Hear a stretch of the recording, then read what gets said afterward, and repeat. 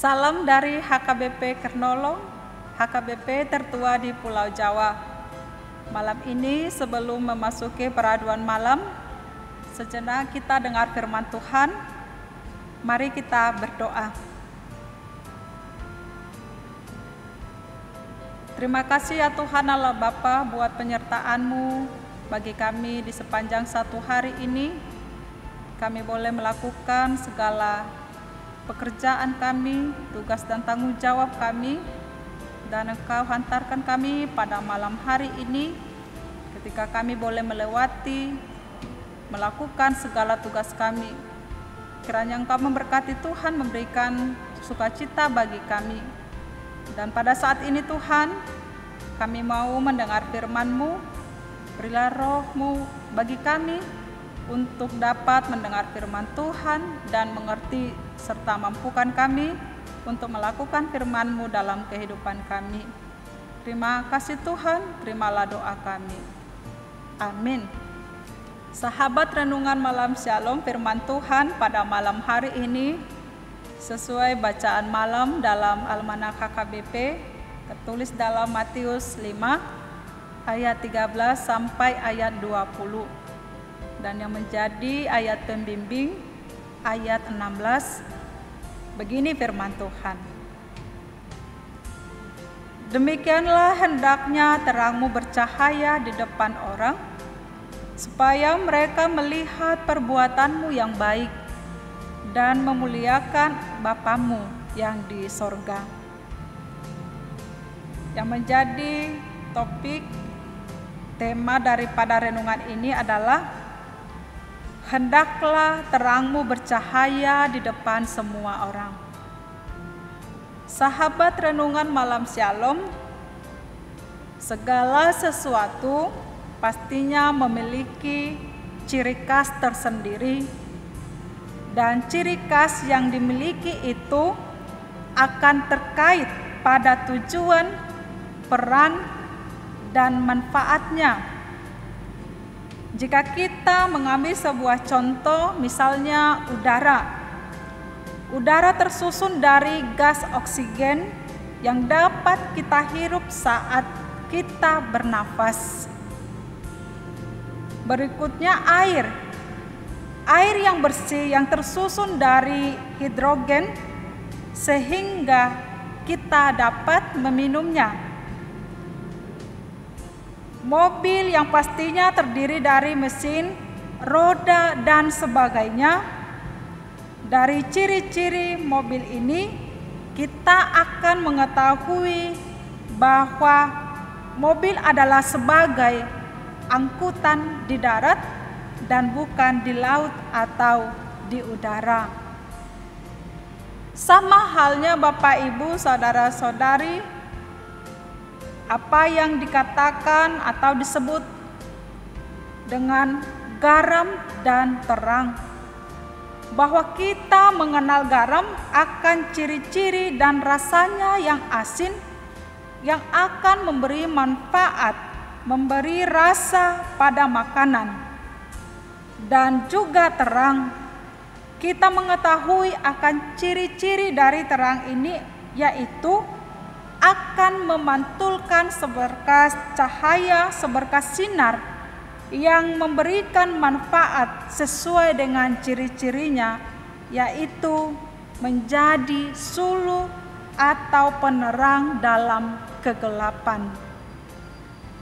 Namun bagaimana jika garam tidak lagi memiliki ciri-ciri yang memiliki rasa asin? Bagai sayur tanpa garam pasti akan hambar, tidak enak, tidak ada rasa. Dan juga pelita yang tidak menunjukkan fungsinya sebagai terang atau penerang.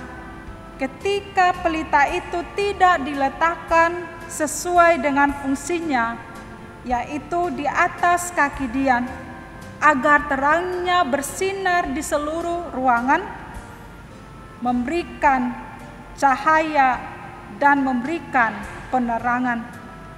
Maka keberadaan dari segala sesuatu itu terletak pada ciri-ciri dan perannya. Demikianlah Tuhan Yesus. Ketika Tuhan Yesus berkhotbah di bukit, tentu tidak di depan murid-muridnya saja, tetapi kepada semua orang.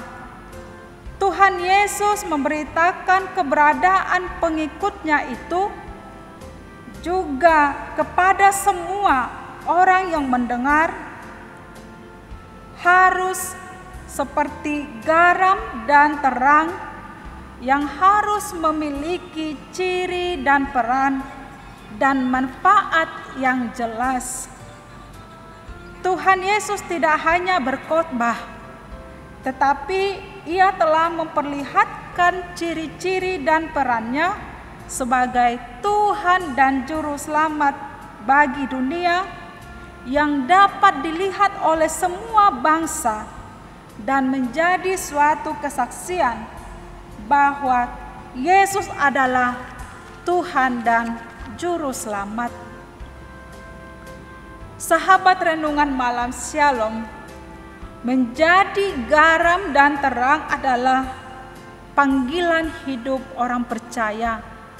Artinya, orang percaya haruslah memiliki peran dan fungsinya sebagai pengikut Tuhan Yesus Kristus yang sejati, yang berpedoman pada ciri-ciri Kristus. Hidup orang percaya harus berpengaruh dan berdampak baik. Hidup orang percaya harus berguna kepada dunia ini, kepada orang yang ada di sekeliling kita. Hidup orang yang mengikut Yesus harus dapat mempengaruhi kepada orang-orang yang ada di sekitar kita. Menjadi orang yang berguna berarti berfaedah, bermanfaat, dan mendatangkan kebaikan. Ada seorang tokoh filsuf dari ilmuwan fisika dari Jerman bernama Albert Einstein yang terkenal dengan teori relativitas yang membahas tentang kecepatan dan percepatan suatu benda dan sifatnya. Ia mengatakan suatu kata-kata bijak atau motivasi tentang kehidupan. Begini dikatakan, berusahalah untuk tidak menjadi manusia yang berhasil atau sukses, tetapi berusahalah menjadi manusia yang berguna dan bernilai. Dan hidup untuk orang lain adalah kehidupan yang berharga. Artinya bahwa kehidupan kita sebagai manusia tidak hanya ingin mencapai kesuksesan, keberhasilan itu untuk kepentingan diri sendiri, tetapi bagaimana hidup kita berguna, bernilai, bermanfaat bagi orang yang ada di sekitar kita.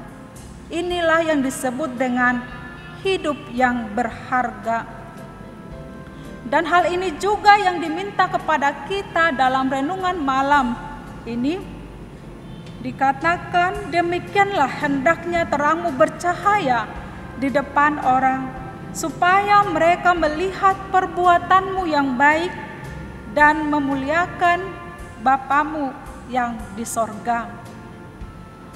Sebagai orang Kristen atau pengikut Kristus, sudah tentu kita memiliki ciri-ciri dan peran Kristus dalam hidup kita.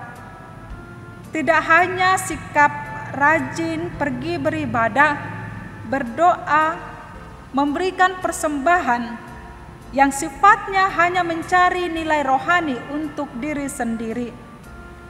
Jika demikian, kita sama seperti orang yang hidup dalam keagamaan ahli-ahli Taurat dan orang-orang Farisi itu.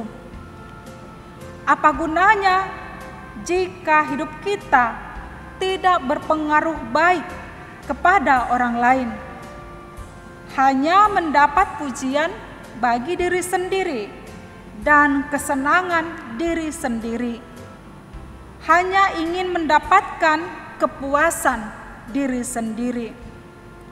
Hal seperti ini tidak dikehendaki oleh Tuhan.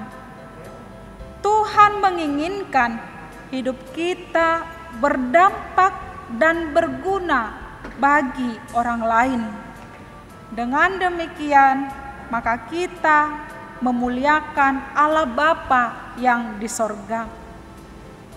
Bukankah tujuan hidup kita adalah memberi hidup sebagai persembahan kepada Tuhan? Bukankah tujuan hidup kita adalah untuk memuliakan Tuhan? Lalu dengan apa kita memuliakan Tuhan dalam kehidupan kita? Yaitu kita harus menjadi terang yang bercahaya, yang menyinari banyak orang. Melalui terang yang ada dalam diri kita, maka orang-orang dapat melihat perbuatan baik kita, dan mereka dapat merasakan dan menikmati apa yang telah kita lakukan, apa yang telah kita perbuat. Oleh karena itu, Bapak, Ibu, saudara-saudari, kiranya hidup kita tidak hanya sekedar untuk sukses, bernilai, berguna, atau menyenangkan diri sendiri, tetapi hidup kita ingin menjadi hidup yang berguna bagi orang lain, bagi orang-orang di sekitar, di sekeliling kita, dan dengan itu kita dapat memuliakan Allah Bapa kita yang di sorga. Amin. Mari kita berdoa. Terima kasih ya Allah, ya Tuhan kami, melalui firman yang kami dengar pada malam hari ini, yang mengajarkan kepada kami supaya kami menjadi terang bagi orang-orang di sekitar kami, memberikan contoh teladan yang baik, perbuatan baik bagi orang di sekitar kami. Dengan itu Tuhan, maka hidup kami sangat berguna, bermanfaat, bernilai bagi orang lain, dan juga menjadi kemuliaan bagi nama Tuhan Allah saja.